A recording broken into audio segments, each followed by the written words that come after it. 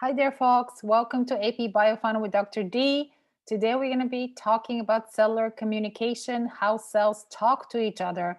And this is really part one. We have two more parts in this series of video tutorials, and they're in unit 4 of your syllabus.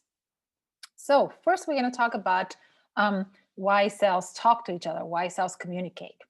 The ability to send and receive signals is really an essential function.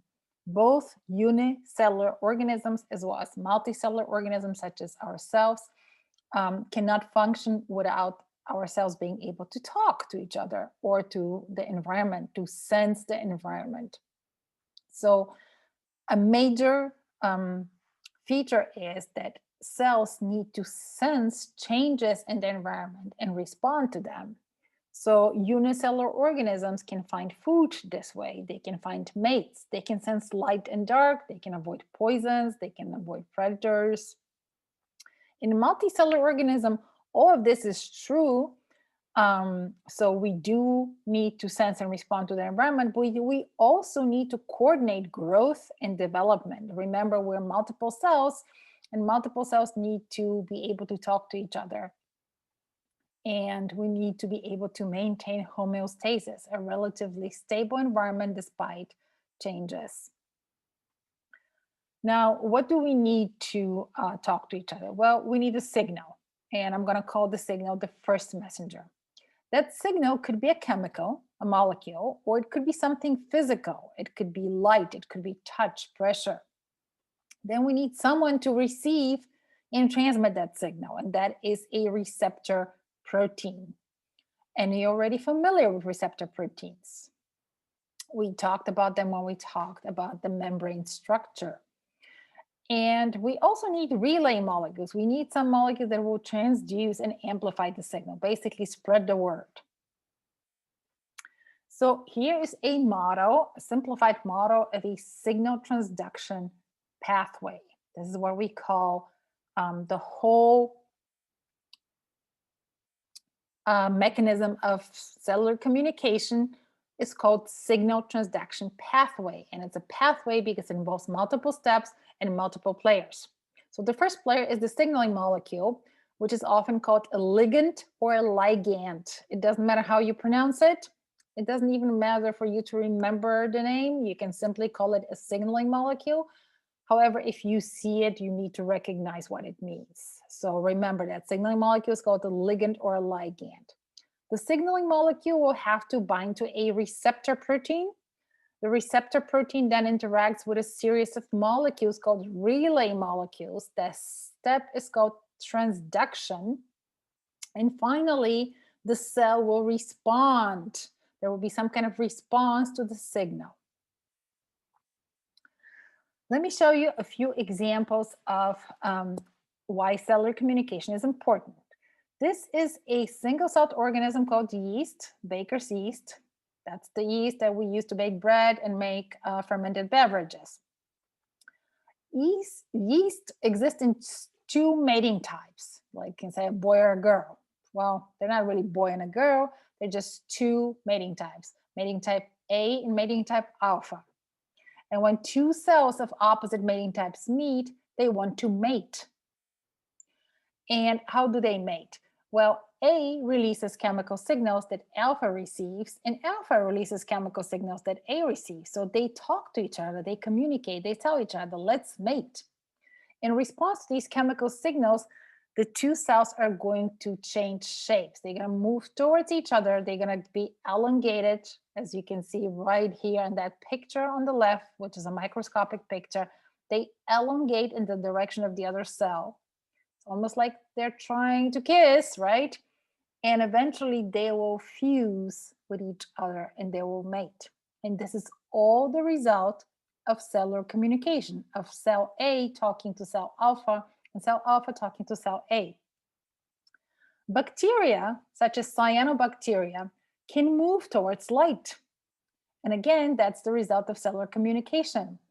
Cyanobacteria performs photosynthesis, and it has a receptor that can sense light. As light activates the receptor, it will result in change. The change in bacteria is that the pili are going to start moving, and they're going to result in the movement of bacteria towards the light source. In multicellular organisms, things are a lot more complex. Okay, we already know that cells can communicate directly, cell-to-cell contact. And we're going to talk a little bit more about this later. But cells can also communicate indirectly by sending chemical messages to each other. And the chemical messages, the ligands, of course, require a receptor to receive the message.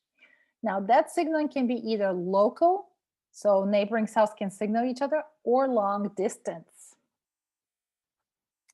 So most signaling molecules interact with specific receptors. That means their signaling molecule and the receptor have to be a fit. They have to fit to each other. Their shapes match.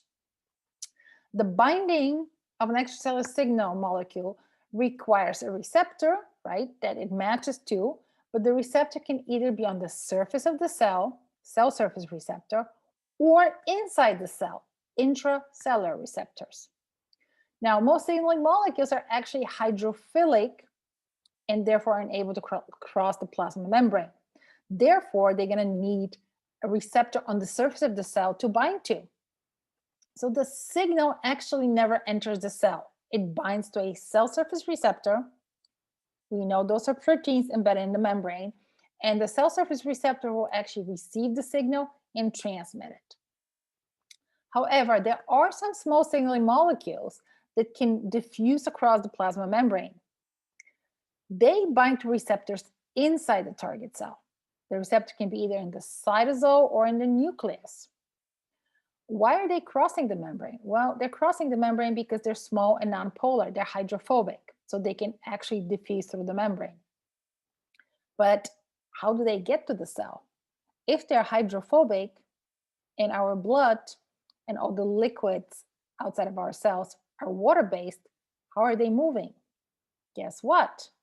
Proteins to the rescue again. Carrier proteins bind to these molecules and can transport them to target cells. And remember, carrier proteins are not just the proteins that are in the membrane and help transport substances in and out of the cells. Hemoglobin is a carrier protein. Hemoglobin carries oxygen. And again, they're carrier proteins that can carry these hydrophobic signaling molecules throughout our body. All right, so local and long distance. Well, direct contact, cell-to-cell junction, is obviously local. Two cells are in close proximity to each other. Cell-to-cell junctions, that's a form of a communication. But what if you secrete signals? Well, the signals, which is an indirect form of communication, can travel locally or long distance. Now, if you are communicating via chemical signals indirectly, remember, you're going to need a receptor to receive that signal. So these are the four major types of cellular signaling in multicellular organism: endocrine, paracrine, neuronal signaling, and contact-dependent or juxtacrine signaling. And I've added a fifth one here called autocrine, which is a form of paracrine. Endocrine is long-distance signaling. Hormones released by our glands, endocrine glands, can travel through our bloodstream to distant sites in our body where their target cells are. Paracrine is local signaling. Neighboring cells will signal each other and will talk to each other. A form of paracrine signaling is autocrine, when a cell can send a signal to itself. You know, just like we write each other reminders, like little sticky notes, or you put in your phone or in your calendar a reminder to do something, that is basically me talking to myself, right? That's autocrine signaling. A cell sends a signal to itself. Neuronal signaling is somewhat of a different form of signaling, and we're going to talk a little bit more about it later on, because it's very interesting. And finally, the contact-dependent juxtacrine signaling, when it's cell-to-cell contact, cell-to-cell signaling. Now, B, C, and D are local. Only A is really long-distance signaling. Cells can also use a variety of molecules to communicate with one another. They could be amino acids, they could be amino acids modification, amino acid derivatives, they can be peptides, they can be proteins, they can be lipids, they can even be dissolved gases. I'm going to give you a few examples of the type of signalings. So the first example I'm going to give you is the juxtacrine signaling, because we already talked a little bit about it. So cell-to-cell junctions serve an important function in building tissues and building organs. So cells need to be in contact with each other to build a particular tissue and a particular organ. However, that is also a form of a signal. That's a form of communication. So when cells within a tissue are in contact with each other, that signal is interpreted as survive, don't die, and don't reproduce, don't divide. The tissue is built in order to maintain the tissue integrity and the organ integrity. You should not die and you should not divide. So here I'm showing you a model, a picture of classical experiments that have been done to demonstrate that. So we can grow animal cells in a petri dish. And if you place a few animal cells in a petri dish in a special medium, they will start dividing until they cover the whole dish. Once they cover the whole dish, they will stop dividing. And this is called contact inhibition. So we're inhibiting cell proliferation. Why? Because every cell on that dish is in contact with its neighboring cells or with the dish itself, with the petri dish. So you will get one layer of cells and then they'll stop dividing, because that cell-to-cell contact signals the cells to stop dividing. Now, in cancer, if the cells have mutated and if you have some transformed cells, what will happen is that signaling is perturbed. That signaling is changed. And now the cells are not going to stop dividing once they cover the dish, and they're going to start climbing on top of each other. As you can see here, in the pink cells are climbing on top of each other. And this is also modeling what actually happens sometimes in tissues in humans when cells proliferate too much, and it's kind of a precancerous condition. Paracrine signaling, local signaling. So when do cells signal to each other, to their neighboring cells? The most famous paracrine signaling is of the cells of our immune system. We have many different cells in our immune system that all have different functions. And there are several cells in our immune system whose one of their major function is to release chemical signals and activate additional immune cells. Activate them, make them active, so to mobilize the whole army of immune cells.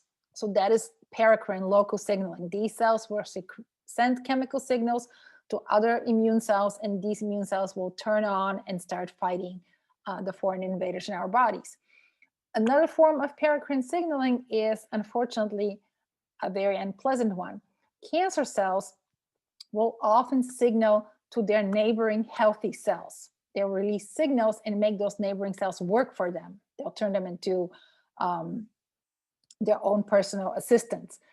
And what they do is they often signal to cells that make up blood vessels, and they would make those cells divide and make new blood vessels so they can feed the tumor. Finally, endocrine signaling, that's probably a signal you're most familiar with, because these are the hormones released by our endocrine glands. And the example I'm giving you here is the one that you've seen many, many times. The pancreas, some cells in the pancreas secrete insulin, others secrete glucagon. And these two hormones function to reduce or increase blood glucose levels in our body. But the signal is synthesized and released from the pancreas, yet it functions in, insulin can function in every cell in our body. Now, all signaling pathways have shared features. And I introduced them to you in the beginning, but let's go over them again. In red, what you will see here is the extracellular signaling molecule. So that's a signal that is coming from outside of the cell. That signal will have to have a receptor protein, a protein that will bind to the signal. Then you have a series of intracellular signaling molecules. These are molecules that are inside the cell that will actually transduce the signal. They would spread it out sequentially. Eventually, that signal will have to reach some effector proteins. These are the proteins that are actually going to be carrying out the response. So the cell has to respond to the signal.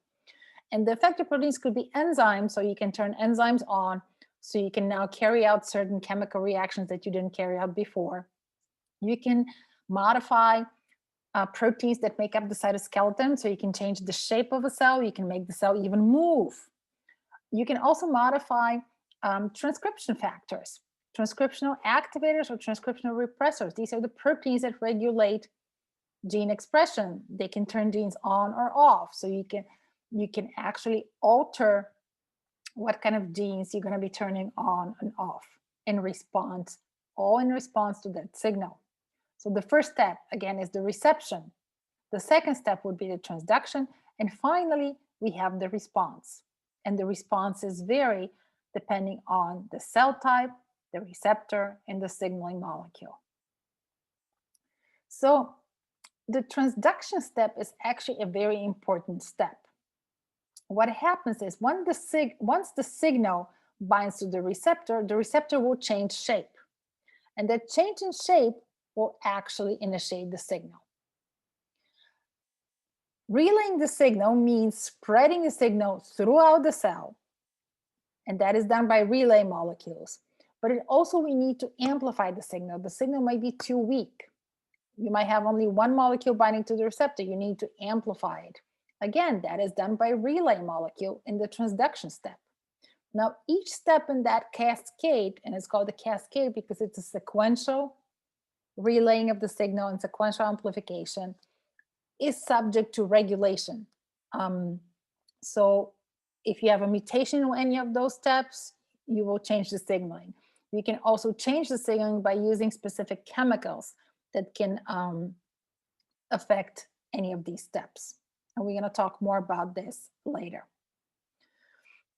So let's get back to that first model that I showed you. The first step, reception, the second transduction, and the third response. So after the reception, the signal is being transduced. Now, the relay molecules are kinases. Kinases are enzymes that can phosphorylate or add phosphate groups to other proteins. Now, the addition of a phosphate group to a protein will change the shape of that protein, and it usually activates its function. So phosphorylation is the means of activating proteins in the cell. It's actually quite common. What is shown here is a phosphorylation cascade. So the receptor will phosphorylate kinase 1, and kinase 1 is now active. Kinase 1, because it's active, can now phosphorylate kinase 2. Once kinase 2 is phosphorylated, now kinase 2 is active. Because kinase 2 is active, it can now phosphorylate kinase 3, and so on, until you reach the effector proteins and you elicit a response. This way, the signal is relayed from the membrane to where it's supposed to go throughout the cell, and it's also amplified.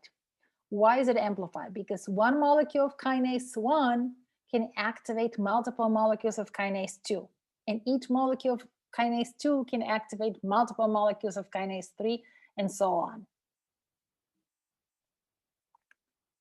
And here's a simple table to show you. So one molecule can activate 10 to the second molecule, 100. Each of those 100 molecules can activate 100 more, so you get to 10 to the fourth, and so on until you reach 10 to the eighth. So one molecule binding to a receptor can lead to 10 to the eighth molecules of glycogen being broken down. That is the amplification step. The signal is amplified. Here's an example of a receptor protein. This particular receptor protein is called the EGF receptor because its ligand, its chemical signal, is called EGF, epidermal growth factor. The protein has several portions. The first portion right here is facing the outside of the cell, and this is where the ligand is going to bind. So the shape of the protein here is going to match the shape of the ligand. The second portion shown in white is embedded in the cell membrane, and it's hydrophobic because it has to be interacting with the hydrophobic tail of the plasma membrane. This portion here is hydrophilic. This portion, which is in the cytosol and the cytoplasm, is also hydrophilic because it's facing a water-based environment, facing a water-based environment, facing a hydrophobic lipic environment. This portion can be phosphorylated, so we can add phosphate groups to it.